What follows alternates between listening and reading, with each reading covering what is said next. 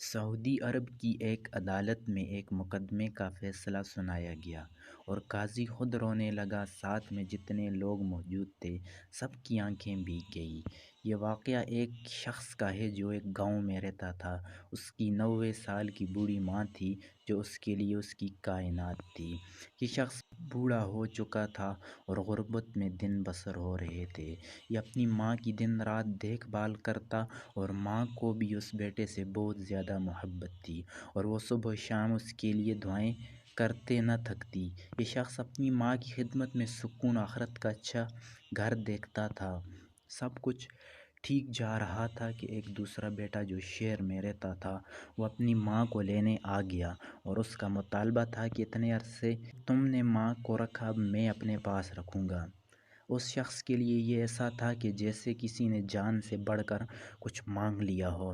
اسے اپنی دنیا اندھیری ہوتی ہوئی نظر آ رہی تھی۔ اس نے بھائی کو بہت سمجھایا کہ میں ماں کے بنا نہیں رہ سکتا، پر اس نے نہ مانی اور ضد پہ اڑا رہا اور یہ معاملہ پنچایت پر حل نہ ہونے پر عدالت تک پہنچ گیا۔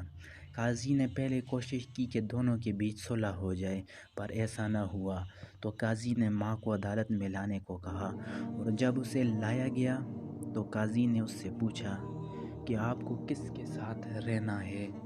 وہ بوڑھی ماں اپنے دامن سے آنکھوں کو خشک کر کے کہنے لگی کہ میرے لیے یہ فیصلہ کرنا دشوار ہے۔ یہ دونوں بیٹے میری دو آنکھیں ہیں اور کیسے میں ایک بچے کے حق میں دوسرے کے خلاف فیصلہ کر سکتی ہوں؟ میرے لیے دونوں برابر ہیں۔ قاضی نے اس شخص کی مالی حالت، کمزوری اور اس کے بھائی کی حالت اور خوشحالی کے اسباب کو دیکھتے ہوئے چھوٹے بھائی کے حق میں فیصلہ سنا دیا۔ قاضی کے فیصلہ سناتے ہی وہ شخص دردناک چیخوں کے ساتھ رونے لگا اور عدالت کو اس کی آواز سے گونج اٹھی۔ اس کے بلک بلک کے رونے سے قاضی صاحب اور کمرے میں موجود لوگ بھی آنسوؤں کو روک نہ سکے۔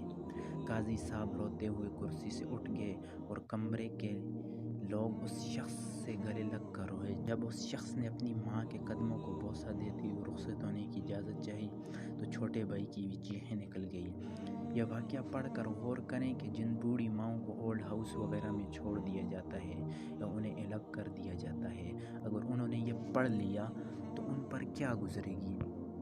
اپنی ماں کو فراموش کر کے بیوی کے ہر جائز اور ناجائز حکم کی فرما برداری کرنے والے سے پڑھیں اور کریں کہ اللہ کی عطا کردہ کتنی بڑی نعمت کو وہ فراموش کر رہے ہیں۔ خوش نصیب ہے وہ شخص جس کی ماں اور باپ زندہ ہیں اور اسے خبر ہے کہ یہ کتنی بڑی نعمت میرے پاس موجود ہے۔ اللہ پاک ہم سب کو ماں باپ کی خدمت کرنے کی توفیق عطا فرمائے۔